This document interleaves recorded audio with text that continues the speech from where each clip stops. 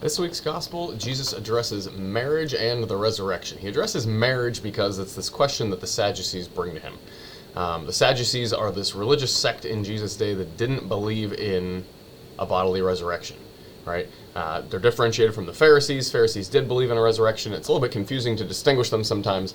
Someone told me at one point, Pharisees disagree with Jesus. Sadducees are different from a different group of people who disagree with Jesus. They don't believe in a resurrection, and that's why they're sad, you see. So maybe that'll help you remember what their issue is.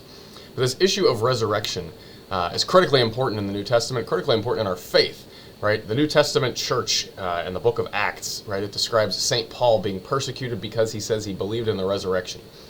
Sadducees didn't like this idea. Greeks thought it was crazy. This idea of a bodily resurrection. They went around preaching that Jesus rose from the dead. And Jesus here is going to insist, yeah, we're going to rise from the dead.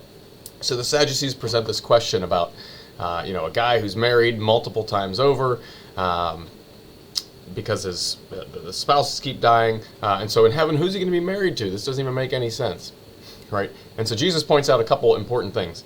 He says, in heaven, there isn't marriage like we have here on earth, right? Now, I'm a married man. There's something about that rubs me the wrong way. I don't like the idea that I'm not going to be married to my wife in the same way in heaven. Doesn't mean that I won't know her, doesn't mean that I won't have a relationship with her, so that's important to remember, right? Married spouses, you'll recognize each other in heaven, you'll have a deep, close relationship in heaven. But our primary relationship in heaven is going to be with God, not with our spouse, right? Here on earth, husband and wife, we're an image to each other of Jesus and his church, of God's love for his people. You don't need that image in heaven because you've got God face to face. So that's one of the things Jesus is pointing out. Marriage is fundamentally different in heaven.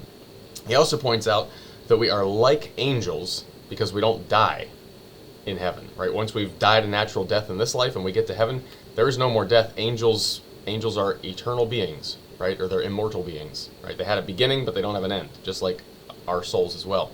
Notice he doesn't say that we become angels when we die. That's a common misconception in the culture, right? When someone dies, they go off to heaven and become an angel. Angels and human beings are different species. You don't die and become an angel, right?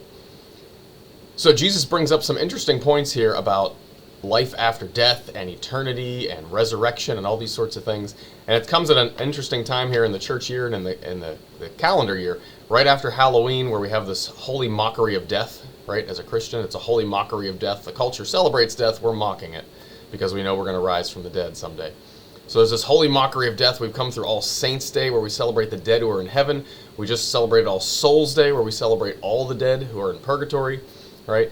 And so this is a time where Jesus is telling us about what happens on the other side of death.